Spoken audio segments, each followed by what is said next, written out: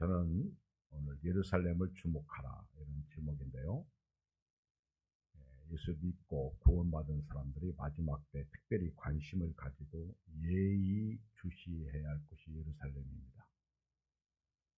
예루살렘은 그냥 단순히 우리가 보고 넘어갈 도시가 아닙니다. 흔히들 말하는 그냥 이스라엘의 한 수도다 그렇게 치부하기에는 너무 한계가 있어요. 예루살렘을 보면서 우리는 하나님의 깊은 뜻, 특별히 영적인 면에서 예루살렘을 통해서 우리에게 말씀하시는 하나님의 말씀을 듣는 귀가 열려야 됩니다. 예루살렘은 우리가 생각하는 것 이상의 큰 의미가 있고요. 그런 성읍이고요. 또 예루살렘은 마지막 종말에 예의주시해서 우리가 봄으로 말미암아 영적으로 깨어 있어야 할 아주 중요한 성읍입니다. 예수님은 예루살렘을 통해서 우리에게 많은 것을 가르쳐 주고 있습니다. 어떻게 살아야 할지를 말씀해 주고 있습니다.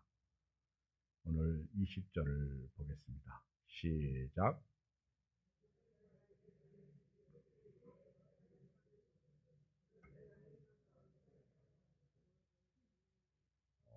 옛날이나 지금이나 예루살렘은 우리가 예의주시해서 봐야 합니다.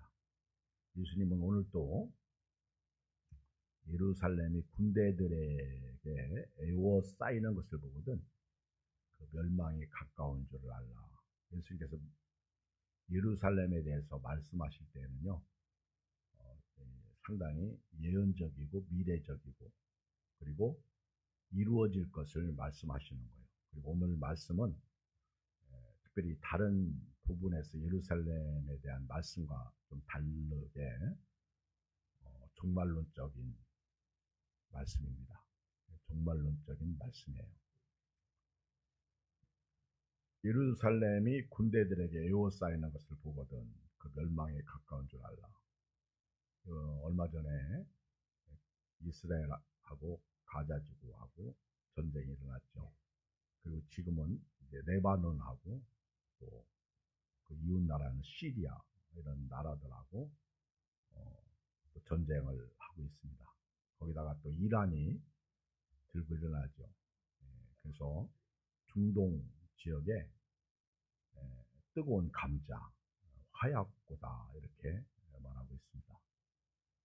예루살렘이 화약고다 이렇게 말하고 있어요. 특별히 이슬람과 유대교의 어떤 대립, 그리고 이번에 미국에서 대통령 당선된 트럼프는 친이스라엘이에요. 친이스라엘. 그리고 이번에 트럼프가 미국 이스라엘 대사로 임명한 사람도 깜짝 놀랄 만한 사람이고요.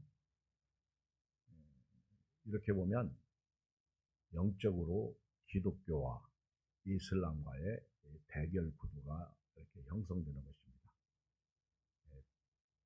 예루살렘이 이렇게 지금 에워싸이고 있다는 거죠. 그러면 멸망이 가까운 줄 알라 이렇게 성경은 말씀하고 있어요. 예루살렘은 원래는요 아주 작은 도시였습니다. 예루살렘의 원래 이름은 살렘이었어요. 살렘. 평화의 도시. 우리가 이 살렘 왕이 누군지 아십니까? 멜기세덱입니다. 멜기세덱. 멜기세덱은 아비도 없고 어미도 없고 족보도 없는 분이죠. 예수님과 방불하신 분이죠. 아브라함이 전쟁에서 이기고 전리품을 취하고 올 때 11조를 멜기세덱에게 드렸어요. 멜기세덱은 지극히 높으신 하나님의 제사장으로서 살렘 왕이었어요. 역사를 보면 그렇습니다. 그리고요, 예루살렘이 이스라엘의 수도가 된 것은 기원전 1000년입니다. 다윗 왕이 예루살렘을 정복해서 이곳을 이스라엘 왕국의 수도로 삼았습니다. 당시 예루살렘은 여부수 족속이 살고 있었습니다. 다윗 왕이 여부수 족속을 몰아내고 그곳을 이제 이스라엘 나라의 수도로 삼고 다윗성이라고 사람들은 불렀어요. 다윗성. 그리고 그때 이후에 예루살렘은 이스라엘의 정치적, 종교적 중심지가 되었습니다. 예루살렘은 하나님께서 선택하신 곳입니다. 하나님께서 선택하신 곳. 예루살렘에는 하나님의 성전이 있습니다. 하나님이 임재하시는 법궤가 있는 성전이 있는 곳입니다. 예루살렘의 성전이 세워지게 된 동기는요, 아브라함으로부터 이렇게 시작됩니다. 아브라함이 100세에 이삭을 낳죠. 그리고 이삭이 제가 생각할 때는 한 15, 16 아니면 20살 정도 되었을 때 하나님이 아브라함에게 이삭을 바쳐라. 근데 그 바치라고 한 지정하신 산이 모리아산이에요. 모리아산. 모리아산의 제물로 바쳐라. 이렇게 말씀하셨습니다. 그때 아브라함은 아내하고 상의도 하지 않고 종들과 함께 이삭과 함께 모리아산으로 가고 그리고 종들을 아래 놓고 모리아산으로 이제 가서 제사를 드리러 갈 때 이삭이 이렇게 말해요. 제물은 있는 제사 드릴 모든 재료는 있는데 제물이 어디 있습니까? 아브라함이 하나님이 준비하신다. 가자. 모리아산에서 이제 제단을 쌓습니다. 그리고 칼을 뽑아서 그 다 큰 아들 이삭을 죽이려고 하죠. 근데 참 아마 나이가 이제 고등학교나 이 정도 됐으면 그 뿌리칠 수 있는데 이삭은요 그냥 순종해요. 그래서 어떤 면에서 이삭은 예수님의 모형이라고 이렇게 말합니다. 그리고 칼을 뽑아서 이삭을 이제 칼로 쪼개려고 합니다. 그때 하나님이 급하신 거예요. 아브라함아, 아브라함아, 네가 이제야 나를 사랑하는 줄 내가 알았도다. 네 아이에게 칼을 대지 마라. 그리고 옆을 보니까 순양이 걸렸어요. 숲에 걸려있어요. 그래서 순양을 잡아서 제사를 드립니다. 그리고 아브라함이 여호와 이레라고 말해. 하나님이 준비하셨다. 이곳이 하나님이 준비하셨다. 하나님이 순양을 준비하셨다. 여호와 이레 이렇게 말하죠.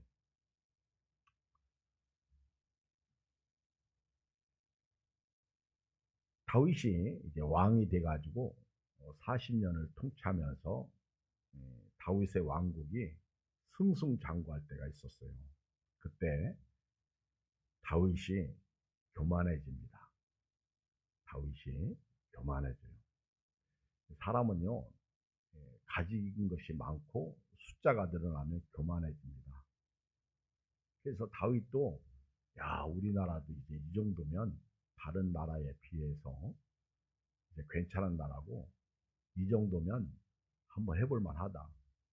혹은 병거 혹은 말을 이지 않아 나는 여호와의 하나님의 이름을 자랑하리로다. 그렇게 고백했던 다윗이 이제는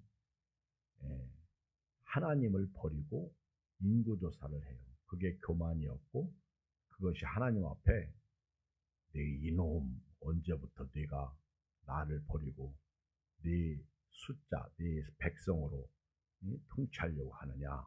그래서 하나님이 진노하셔가지고 다윗에게 나타나셔서 3가지 제안을 하십니다. 3가지를 말씀하시면서 택일하라. 그 첫째가 내가 이 땅에 3년 기근을 내릴 것이다. 둘째가 3개월 동안 적군에게 너가 패배를 당할 것이다. 그리고 네가 쫓겨 도망자가 될 것이다. 도망자의 신세가 될 것이다. 그리고 세 번째, 전염병이 사흘 동안 이스라엘 전역에 내리게 될 것이다. 세 가지 중에 한 가지 택하라. 여러분 같으면 뭐 택하겠어요? 네? 뭐 택할 거예요? 하나님이 세 가지 중에 하나 택하라. 저는 안 택해. 왜 택해? 다 심판인데. 근데 다윗은요, 안 택할 수가 없어. 3년 기근이 너무 길어. 못 참겠어. 그리고 3개월 동안 적군에게 패한다는 건 있을 수 없는 일이죠. 다윗이 그 상황 속에서. 그러니까 가장 짧은 사흘 동안 이스라엘 전역에 전염병이 임하게 해달라고 하나님 앞에 택의를 한 거예요. 그 결과 7만 명이 죽습니다. 전염병으로. 다윗이 교만, 지도자의 교만이 가져온 슬픔이에요. 7만 명이 죽어, 7만 명. 다윗이 너무 놀래가지고 바싹 엎드렸다가 눈을 딱 들어보니까 하나님의 천사가 여부수 사람 오르난의 타작마당에서 서 있는 거예요. 근데 보통 천사가 아니라 칼을 빼가지고요. 심판의 칼을 들고 천지 사이에 서 있다. 성경을 보면 하늘과 땅 사이에 천사가 딱 서 있는 거예요. 심판의 칼을 들고. 아마 오늘 마지막 때 그런 천사의 모습이 아닐까.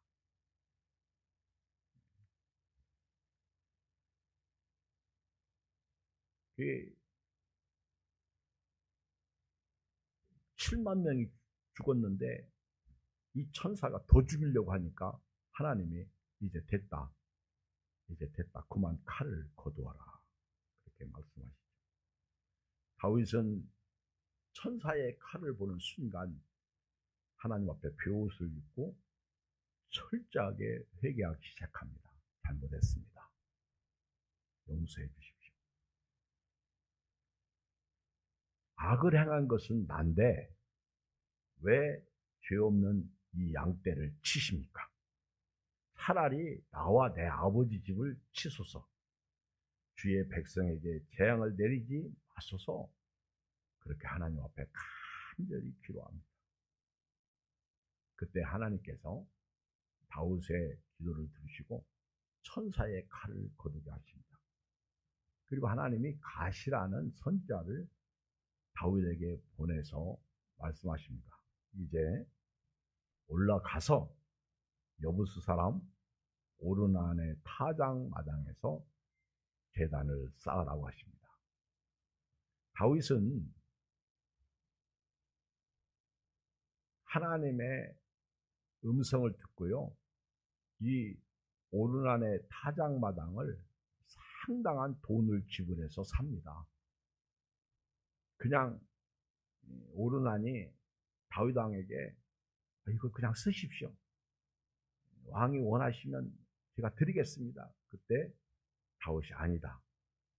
이걸 값을 지불해야 한다.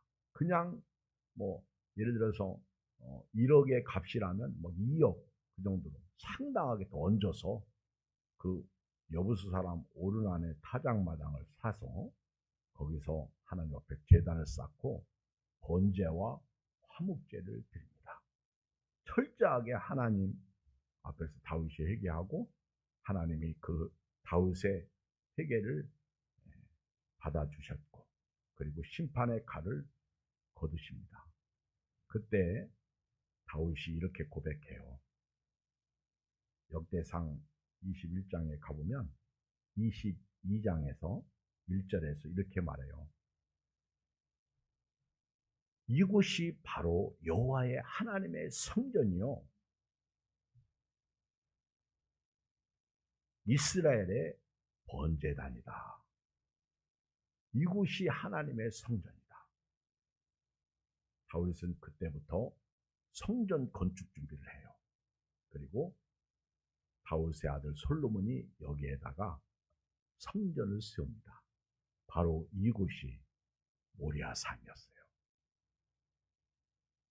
아브라함이 이삭을 바쳤던 바로 이곳, 하나님의 심판의 칼을 거두신 곳, 예수님의 보혈 십자가입니다.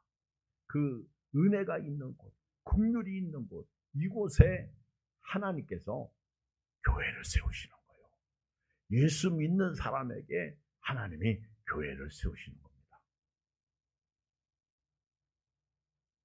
다윗이 성전을 세우고요, 성전 중심의 삶을 살고, 솔로몬 아들은 성전을 건축하고 이곳에서 기도가 될랑 하늘에서 들어주시고, 우리가 전염병이나 적군에게 패하거나 무슨 일을 만났을 때 이 성전을 향해서 두 손 들고 기도하면 하나님이 그 기도를 응답해 달라고 솔로몬 왕이 성전 짓고 고백한 기도도 있어요. 그런데 이렇게 성전이 아름답고 멋있게 세워졌는데 슬프게도 이스라엘 백성들이 성전에서 범죄합니다. 악을 행합니다. 이 유다에 20명의 왕들이 있었는데 대여섯 명만 선한 왕이고 나머지는 전부 악해요. 그러니까 하나님께서 심판하시겠다, 그렇게 말씀하셨고, 하나님께서 이제 심판을 하시는데, 기원전 586년에 하나님이 느부갓네살 왕, 바벨론의 느부갓네살 왕을 통해서 예루살렘 성전을 완전히 파기시켜버려요. 깨버립니다. 성전은 죄가 들어오면 깨져요. 교회는 말입니다, 죄가 들어오면 깨져요. 교회가 건물이 아니에요. 여러분이 교회입니다. 죄가 들어오면 깨져요. 그래서 데살로니가전서 5장에 악은 그 어떤 모양이라도 버리라고 말씀하셨어요. 그리고 바벨론의 포로로 잡혀갑니다. 그리고 거기서 70년 살다가 하나님이 고레스 왕을 하나님이 오른손에 붙잡고 그를 통해서 포로로 잡혀간 이스라엘 백성을 바벨론에서 다시 예루살렘으로 돌려보내가지고 성전을 건축하게 합니다. 그때 그 성전이 스룹바벨 성전이에요. 예수와와 함께 스룹바벨 총독, 예수와 제사장이 돌아와서 성전을 세우는 거예요. 근데 신기하게도 스룹바벨 성전도 이스라엘 또 악을 행하다가 또 깨져버려. 에덴 동산에도 아담 하와가 범죄하니까 깨졌잖아. 교회도 마찬가지. 또 깨지는 거예요. 그리고 예수님이 사역하실 때에, 공생애를 시작하실 때 헤롯이 왕이었는데, 헤롯 대왕이 유대인의 환심을 얻기 위해서 성전을 지어줍니다. 예루살렘 성전을 다시 세워줘요. 그때 예수님은 요한복음 2장에 가보면 이 성전을 헐라, 내가 사흘 만에 일으키리라. 그때 바리새인들, 유대인들이 네가 감히 46년, 헤롯 대왕이 46년 동안 성전을 졌는데 네가 어떻게 3일 만에 그걸 다시 짓겠다고 하느냐, 이 미친놈. 예수님은 그래서 죽이려고 하는 거예요. 그때 예수님은 자기 육신을 가리켜서 말씀하십니다. 예수님이 십자가에서 죽으시고 부활하실 것을 예고하신 거예요. 3일 십자가에서. 예수님이 성전이시잖아. 예수님이 죽으시고 부활할 것을 예수님께서 예언하신 것입니다. 그리고는 예루살렘에 예수님께서 초기 사역 때 올라가셔서 성전을 정화하시죠. 성전을 비둘기 팔고 사고 매매하고 온갖 더러운 성전을 예수님께서 깨끗하게 정화하시고, 말기 예수님 십자가에서 죽으시기 전에도 또 성전에 올라가셔서 이 집은 만민이 기도하는 집이라고 그러면서 너희가 강도의 구려를 만들었다 그러면서 또 정화하시고 깨끗하게 하시고 그런 것을 볼 수 있어요. 예수님께서는요, 예루살렘 성전에 대해서 참 애착이 많아요. 긍휼이 있어요. 그런데 예루살렘을 보시면서 슬픔이 있어요. 그리고 이 성은 심판받는다. 이것이 예루살렘을 보시는 예수님의 견해십니다. 누가복음 19장 앞에 있는 말씀을 봐요. 41절. 누가복음 19장 41절 예루살렘을 보시는 예수님의 그 모습을 좀 한번 보겠습니다. 41절 시작.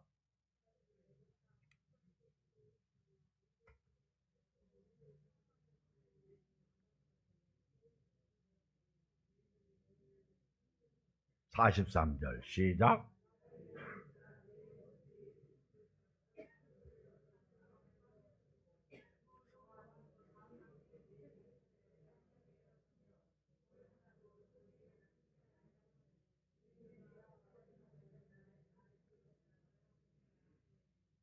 예수님이 예루살렘을 볼 때 너무너무 슬픈 게 뭐냐면 그 하나님의 도성 평화의 도시에 그 예루살렘 사람들이 평화에 관해서 몰랐다는 거예요. 여러분, 평화가 뭐예요? 여러분, 하나님과 우리 사이에 평화를 이룰 수 있는, 화목해 할 수 있는 분 오직 예수님밖에 없어요. 그래서 올해 표어가 하나님과 화목하라예요. 내년의 표현은요, 하나님과 화목한 백성은 하나님을 가까이 하고 살라. 그래서 하나님을 가까이 하라. 2025년 표예요. 여러분, 예수님이 예루살렘을 보실 때 이 평화에 관한 일을 몰랐다. 이 얘기는 평화의 주인공이신 예수님을 몰랐다는 거예요. 그래서 예수님이 오셔도 배척하고 십자가에서 죽였다는 거죠. 예수님이 예루살렘을 보시면서 평화에 관한 일을 알았더라면 좋았을 걸 이제는 내 눈에 숨겨져 있다.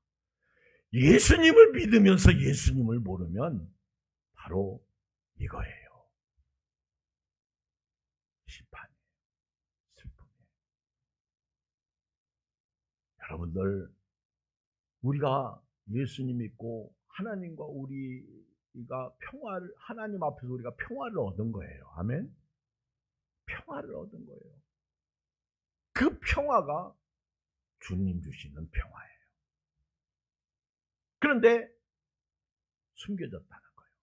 그리고 날이 이르게 되면 원수들이 토둔을 쌓고 너를 둘러 사면으로 가두고 또 너와 및 그 가운데 있는 네 자식들을 땅에 메어치며 돌 하나도 돌 위에 남기지 아니하리니 이는 네가 보살핌. 주께서 품으시는데 그 품은 주님이 예루살렘을 사랑하고 보살피는 그 품을 받지 않았다는 거예요. 여러분, 교회에 오셔서요, 주님이 우리를 품으십니다. 주님 품에 주께서 우리를 품으실 때 그냥 못 이기는 채 하고요, 품을 당하시길 주의 이름으로 축복합니다. 가끔 부부 사이에 여보 내가 당신을 사랑해요 그러면 그냥 나도 사랑해요 그러면 참 행복할 텐데, 네가 나 사랑하면 돈 줘. 돈 줘봐. 사랑하는 표현을 해봐. 이런다고. 그러니까 에이씨, 경상도 사람아 차버려라. 내가 경상도 말을 잘 못해가지고. 여러분, 우리가요 품으면 품을 당해야 돼요. 사랑합니다 그러면 나도 사랑해요 그러면 행복해지는 거예요. 근데 예루살렘은 보살핌을 받는 날을 알지 못했다는 거예요. 평화에 관한 일을 모르고. 결국 그래서 예루살렘이 원수들에 의해서 이제 둘러싸이게 되고요. 그리고 그 예루살렘에 사는 모든 사람들이 땅에 메어치고 예루살렘은 돌 하나도 돌 위에 남지 않고 무너질 것이다. 이게 예수님이 말씀하시고 AD 70년에 로마의 장군 티토스라는 디도 장군이 와가지고는 아주 예수님 말씀 그대로 예루살렘이 깡그리 무너지게 됩니다. 참 슬픈 현실이죠. 마태복음 23장 37절에서 예수님이 한탄을 하십니다. 읽어볼까요? 마태복음 23장 37절 시작. 예루살렘아 예루살렘아 선지자들을 죽이고 네게 파송된 자들을 돌로 치는 자여 암탉이 그 새끼를 날개 아래 모음같이 내가 네 자녀를 모으려 한 일이 몇 번이냐. 그러나 너희가 원하지 아니하였도다. 보라 너희 집이 황폐하여 버려진 바 되리라. 예수님께서 예루살렘에 여러 번 가셔서 보실 때마다 예루살렘을 품으셨습니다. 그런데 그 예루살렘이 선지자들을 죽이고 예루살렘에 파송된 자들을 돌로 쳤어요.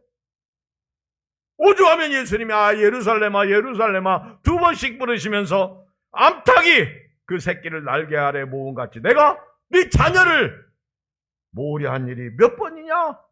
그러나 너희가 원하지 아니하였도다. 여러분 예수님이 다가오시면요 못 이기는 체하고 어서 오세요 그렇게 영접하세요. 주님 찾아 오셨네 모시어 들이세 가시관을 쓰셨네 모시어 들이세. 아멘.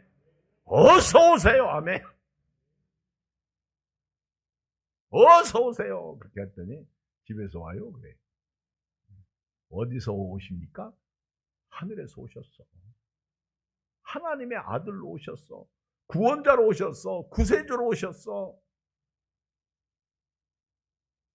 예수님께서 예루살렘을 보실 때 선지자들을 죽이고 예루살렘에 파송된 자들을 돌로 치는 그 예루살렘이었어요. 암탉이 그렇게 새끼를 날개 아래 모으려고 했는데 예수님이 그렇게 예루살렘을 사랑하셨는데 원하지 아니했. 그래서 황폐하게 버림받을 것이다. 지금도 예루살렘이 포위당하고 있습니다. 조금 전에 말씀드린 대로 적들에 의해서 포위당하고 있어요. 그냥 한 나라가 그렇구나 그렇게 치부하기에는 우리는 너무 영적으로 무뎌져 있습니다. 러시아하고 우크라이나 전쟁이 지금도 계속되고 있어요. 몇 달 만에 끝날 줄 알았더니 몇 년이 지나갔습니다. 티역 장군이 이런 말을 했어요. 우크라이나 티역 장군이 지금 3차 전쟁이 시작되었다. 이미 시작되었다. 그 사람은 그렇게 본 거예요. 지금 우리가요 특히 예루살렘을 주목하고요. 오늘 예수님께서 오늘 21장 20절에 너희가 예루살렘이 군대들에게 에워싸이는 것을 보거든 그 멸망이 가까운 줄 알라. 정신 바짝 차릴 때가 왔어요. 멸망이 이거는 종말론적 말씀이에요. 자, 어떻게 살아야 됩니까? 세 가지 21절에 나와 있어요. 읽어요. 시작. 그때 유대에 있는 자들은 산으로 도망갈 것이며 성내에 있는 자들은 나갈 것이며 촌에 있는 자들은 그리로 들어갈지 말지어다.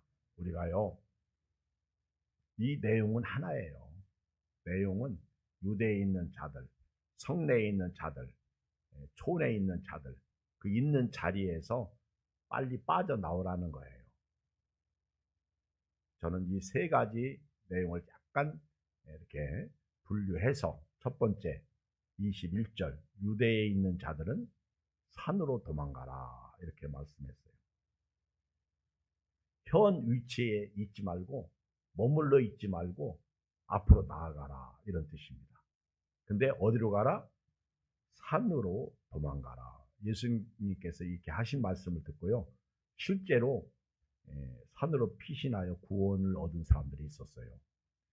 유대의 사가 요세푸스에 의하면 예수님의 경고를 들은 성도들은 예루살렘이 포위당했을 때 그곳을 떠나 요단 동편 땅인 베레아의 펠라 도시로 피신하여 생명을 보존한 사람들이 있습니다. 말씀을 순종하고. 여러분, 소돔과 고모라가 멸망당할 때 천사가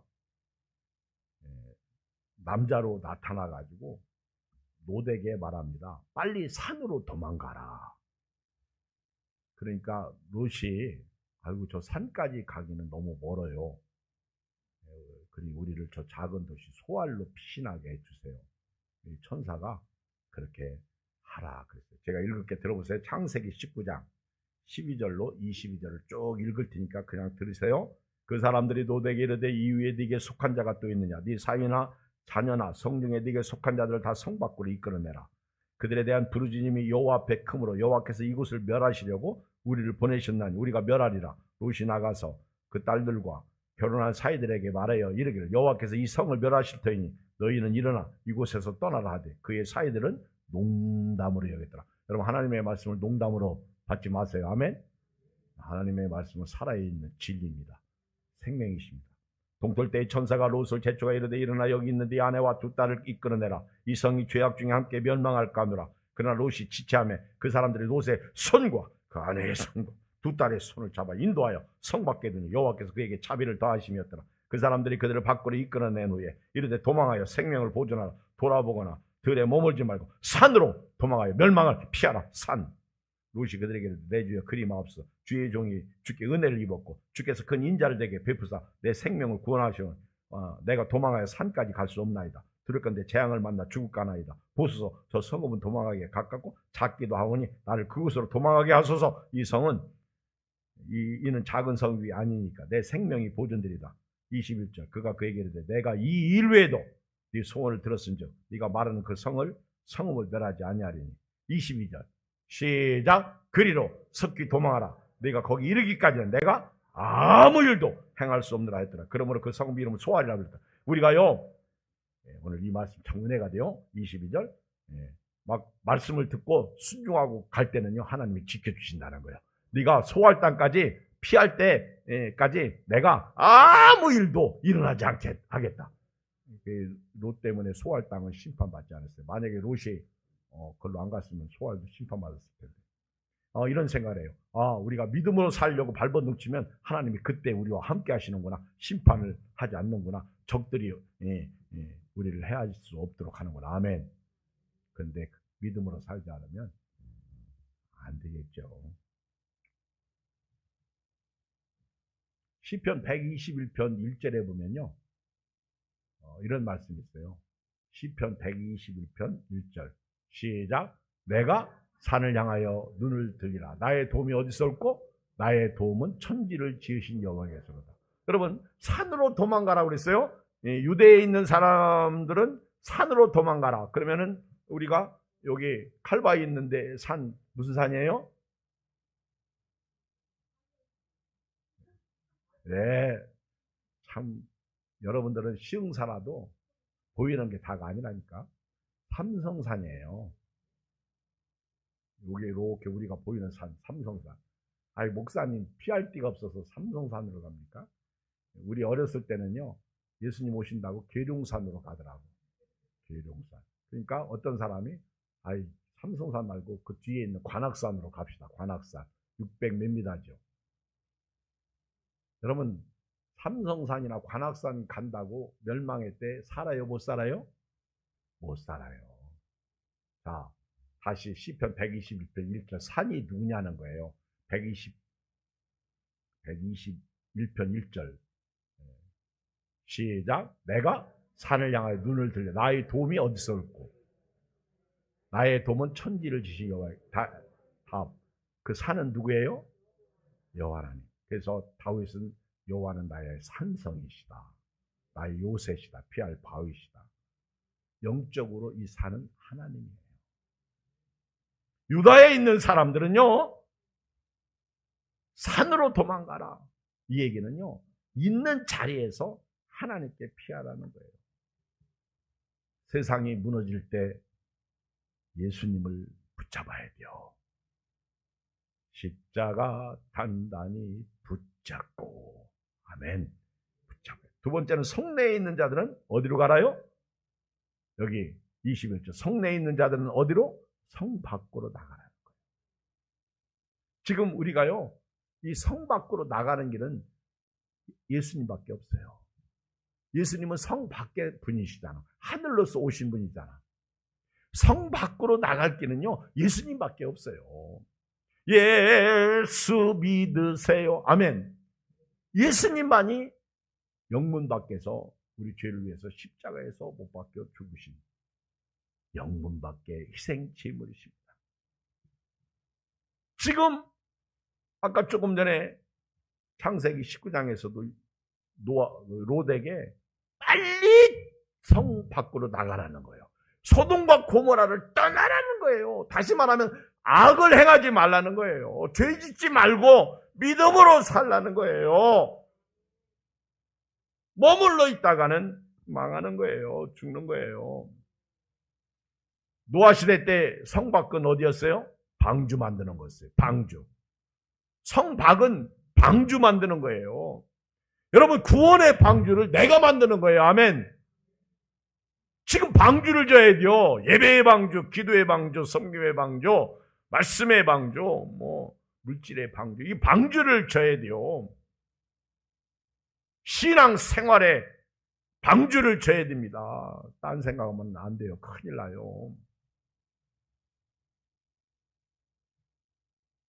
멸망의 도시에 남아있을래요? 방주 짓고 그 방주를 타야 돼요. 예수 믿고 신앙생활 해야 됩니다. 로마에 그 폼페이라는 도시가 있었어요. 화산 폭발로 얼마나 많은 사람들이 죽었어요. 그 산이 멸망당할 때, 그 성이 멸망당할 때 전조 증상이 있었어요. 거기서 빠져나와야 돼요. 전조 증상을 본 사람들은요, 이게 큰일 났다. 그래서 빠져나가고 살아요. 근데 끝까지 남아있던 사람들은 얼마나 폼페이 도시가 성적으로 타락하고, 그 화석을 보면요, 가늠하다가 죽은 사람들이 화석이 나오고, 참 그렇게 호화롭게 누리다가 멸망받은 사람들의 모습이 고스란히 나오고 있습니다. 멸망받을 성읍에서 우리가 멸망받으면 안 돼. 나와야죠. 자, 21절 끝부분에 보면 세 번째, 촌에 있는 자들은 그리로 들어가지 말라. 산골에 있는 사람들은 그 성 안으로 다시 들어가지 말라. 이제 우리는요, 예수 믿고 구원받아서 우리 이 세상에서 나온 자들이에요. 하나님께 피한 자들이에요. 그리고 우리는요, 이제는 성 밖으로 이제 나왔어요. 근데 다시 세상을 사랑하면 되겠어요? 안 된다는 거예요. 촌에 있는 사람들은 다시 그리로 들어가지 말라. 이 얘기는 너희는 성 밖에서 나왔으니까 믿음으로 살라는 거예요. 끝까지. 아멘. 성 밖에 나왔는데 롯의 처가 어떻게 됐어요? 말씀을 의심하고 진짜 하나님이 심판하실까? 뒷골이 땡겨서 뒤돌아볼까? 정말 그럴까? 천사가 뒤돌아보지 말고 앞만 보고 가라고 했는데 뒤를 딱 돌아보는 순간 소금기둥이 되고 말았어요. 말씀대로 됩니다. 촌에서 나왔다니까? 예수 믿었다니까? 근데 다시 과거로 돌아갈래요? 다시 옛날처럼 그렇게 악을 행하고 죄 짓고 살래요? 그럴 수 없다는 거예요. 돼지 신앙이 되면 안 돼요. 나왔어요. 이제는 저천국을 바라보고 한 걸음씩 한 걸음씩 전성을 향하여 나아가는 믿음의 성도가 되시길 주의 이름으로 축복합니다. 히브리서 10장 35절 그러므로 너희 담대함을 버리지 말라. 이것이 큰 상을 얻게 하느니라. 너희에게 인내가 필요하면 너희가 하나님의 뜻을 행한 후에 약속하신 것을 받기 위함이라. 잠깐 후에는 오시리가 오시는 지체하지 아니하시리라. 나의 의인은 믿음으로 말미암아 살리라. 또한 뒤로 물러가면 내 마음이 그를 기뻐하지 아니하리라 하셨느니라. 우리는 뒤로 물러가 멸망할 자가 아니라 오직 영혼을 구원함에 이르는 믿음을 가진 자니라. 결론 읽어요. 22절 시작. 예수님께서 마지막 결론을 우리에게 말씀하셨는데, 예루살렘이 군대들에게 에워싸이는 것을 보거든 멸망에 가까운 줄 알라. 이 날들은, 그때의 날들은 성경에 기록된 모든 것을 이루는 징벌의 날이다. 이걸 우리가 성경을 보면요, 예루살렘이 멸망받을 것에 대해서 이미 그 열왕기상 9장 6절 이하에도 다니엘 9장 26절, 스가랴, 미가, 말라기에 다 나와 있어요. 그 중에 시간이 없으니까 짧은 성경 하나만 읽을게요. 미가 3장 12절. 이러므로 너희로 말미암아 시온은 갈아엎은 밭이 되고 예루살렘은 무더기가 되고 성전에 사는 수풀의 높은 곳이 되리라. 기록된 모든 것, 예언서에 기록된, 성경에 기록된 모든 것이 이루어지는 징벌의 날이다. 적용. 여러분들이 마지막 때를 살면서요, 기록된 말씀을 알아야 믿음으로 살게 됩니다. 자, 적용하면서 질문을 한번 해볼게요. 오늘 주일날인데 혹시 오전에 성경을 읽은 사람 손 들어보세요. 한 명도 안 들었어요. 다시 질문합니다. 오늘 밥 먹은 사람 손 들어보세요. 여러분들은 다 거짓말쟁이군요. 먹은 사람이 있는데 이 사타마스하고 그런 질문에. 자, 그러면 오늘은 그렇다고 하고 지난 일주일 동안 나 성경 읽었습니다. 손 들어보세요. 손 내리시고요. 나는 지난 일주일 동안 성경을 한 번도 안 봤습니다 하는 사람 손 들어보세요. 괜찮아요? 손 내키지 않아요. 손 안 드는 사람 다 거짓말한다. 거짓말은 마귀의 자녀예요. 거짓말하면 안 돼요. 자, 제가 드리고 싶은 말씀이 있어요. 성경을 안 읽으면 그리스도인일까요? 비그리스도인일까요? 이거는 좀 영적 각성하라고 제가 좀 겁나는 질문을 한 거고요. 진짜 그리스도인이라면 성경 읽어야 됩니다. 여러분들이요, 그런 식으로 교회 다니니까 안 되는 거예요. 성경 읽었어요? 아이고, 질문 잘했네. 성경 읽어야 됩니다. 성경을 읽으면요, 믿음으로 살 수밖에 없어요. 그리고 성경을 읽으면요, 말씀에 순종할 수밖에 없어요. 성경은 안 읽으면요, 나만 남아있어요. 내가 다 합니다.